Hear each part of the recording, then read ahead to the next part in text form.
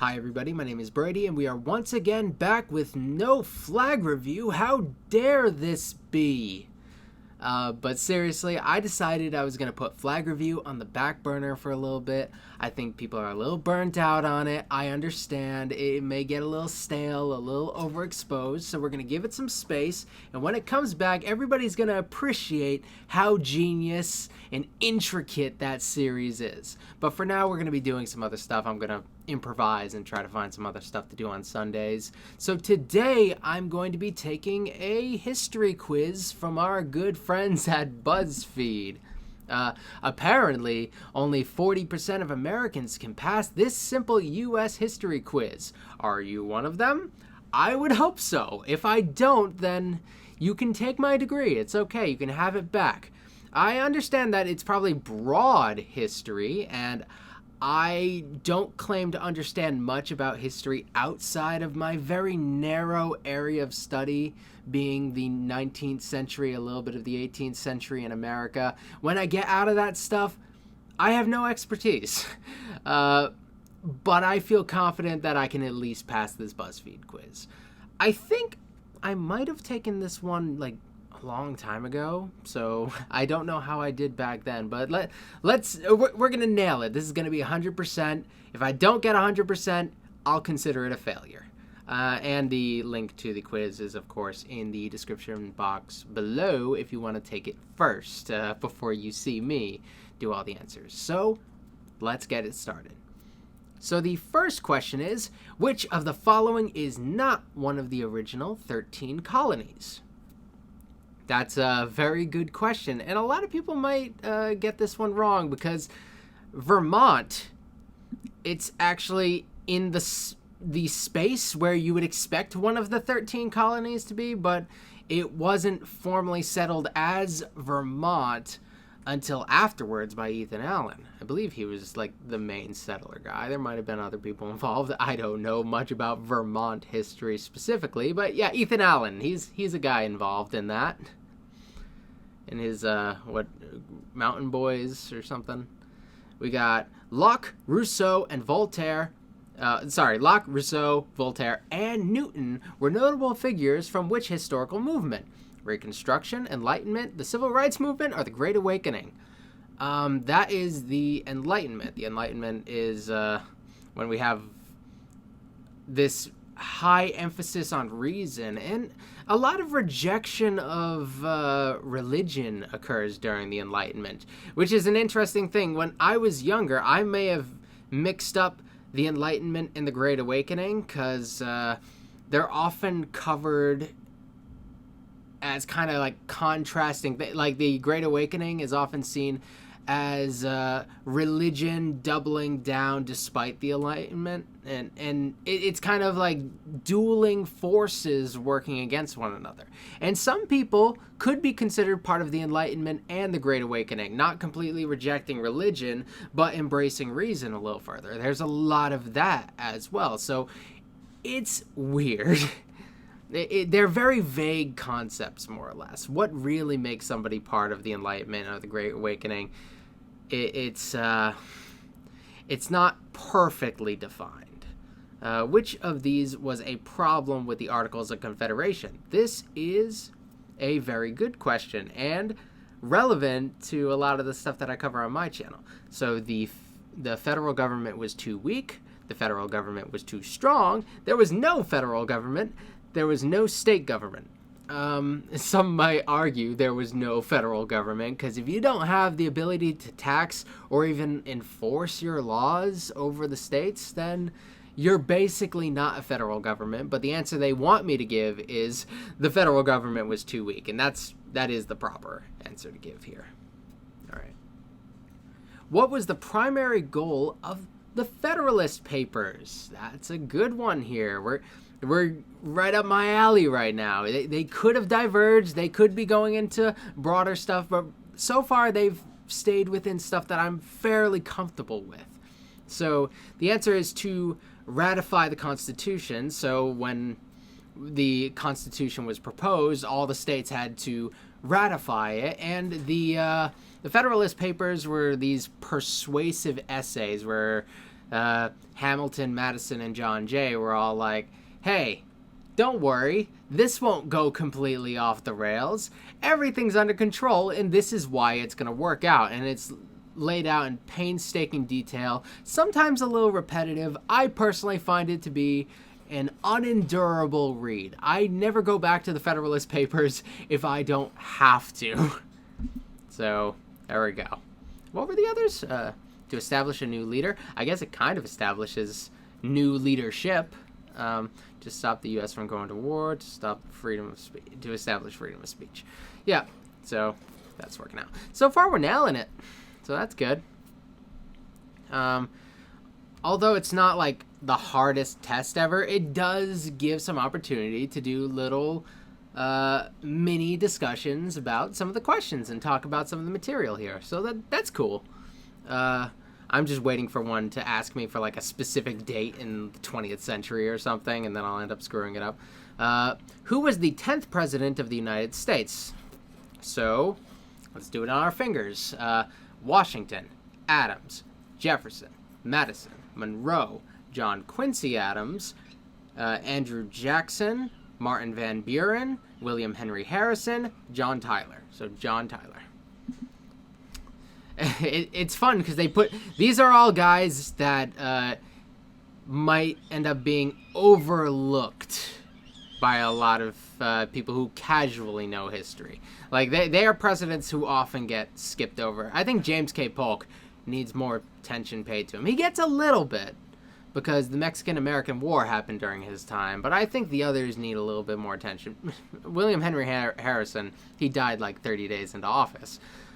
But I think he deserves attention for a lot of the stuff he did before, because he was like a military hero and stuff. So there's a lot going for those guys. And then John Tyler, he basically made the vice president position what it is now, in a sense. Like, he's the one who set the precedent that the vice president actually becomes the president when the president dies. A lot of people thought that the vice president wouldn't officially become the president and that they would just kind of fill his position, but they'd be considered like the stand-in for the president rather than officially the president. But John Tyler is like, nope, I am president guy.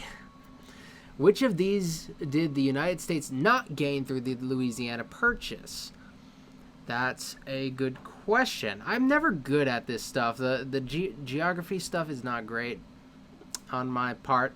The incorporation of states was a little bit messy, and I'm trying to think of the Louisiana Purchase territory. I can think of it on a map, but for some reason I can't put names on it. I can't define the modern borders, but I'm pretty sure it's Tennessee. Yeah, it's Tennessee. Yeah, of course it was Tennessee. Never mind. Like, a lot of this stuff makes sense to me afterwards. So far, so good. Which of the following is not a right protected by the First Amendment?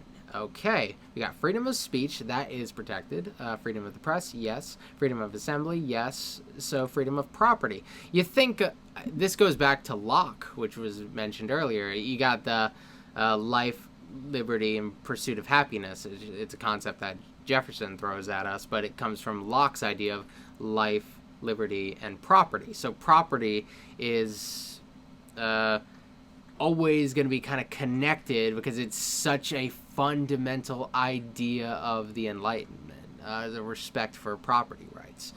I should have mentioned that about Locke earlier when he came up in a question, because, yeah, he has a lot to do with the language that created our country. Jefferson ends up tinkering with the language, and I think he deserves a lot of credit for it because the way he did it really spoke to people. But of course, you always gotta credit the Enlightenment for that, because he was merely another spoke on the wheel that was the Enlightenment, which ended up being one of the biggest factors in the creation of the United States. People in what became the United States, they were really into the Enlightenment, religious or otherwise. World War II began in 1939. What year did it end? If you asked me this not that long ago, I might have actually gotten this one wrong, because I'm not a stickler for dates and stuff. There's some that I am really a stickler for, but I also don't really do World War II. But I've been studying some stuff a little closer to this recently, and I know it's 1945. World War II, I'm just not good at it. I really am not.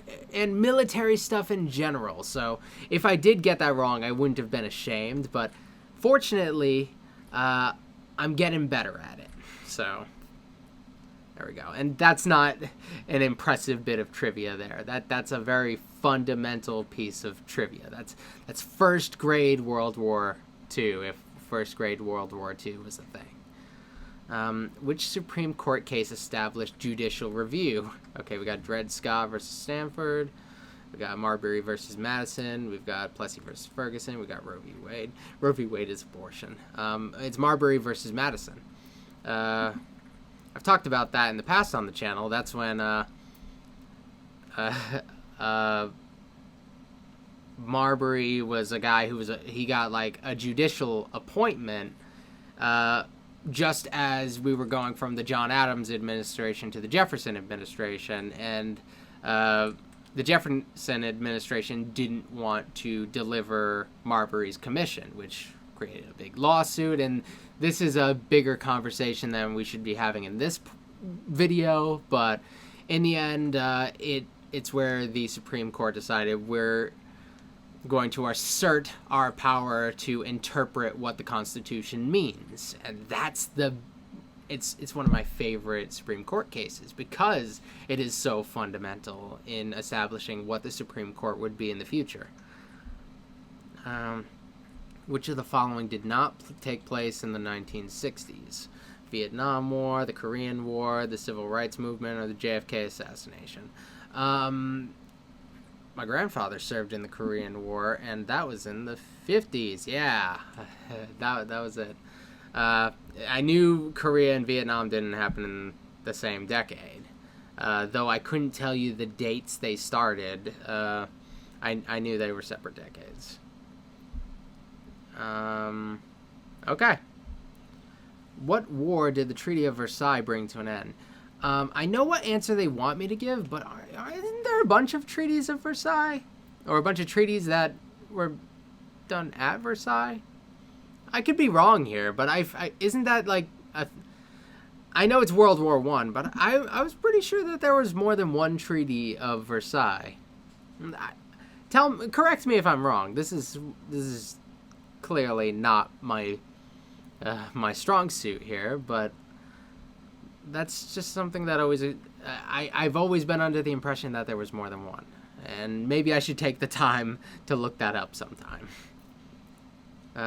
What was the era after the Civil War called? Okay, I assume they mean the American Civil War, since this is an American test here. The New Deal Coalition? Not quite. The Market Revolution? Not quite. Reconstruction? Not quite. And then Manifest Destiny. Manifest Destiny isn't really... I wouldn't call it an era, although it defined the era before the Civil War. But I wouldn't really refer to it as an era itself. There's the antebellum period. There's the national period. We have all sorts of stuff like that. I don't know if I'd personally refer... I guess if you say the era of Manifest Destiny, people would know what you're talking about. But it's Reconstruction. But there's so much damage that occurs during the Civil War. You gotta fix that stuff up, you're fundamentally changing the economy of the South as well. There's so much going on here. So Reconstruction, very appropriate term. All of the following were major crops for Native Americans prior to the European settlement, except, it's wheat, right? I was gonna say corn. They had corn, but no, this is the one that they didn't have. So it's wheat. They've had wheat forever. Booyah! Oh, it's the John Lawrence dude, and he's dabbing. That's Cool.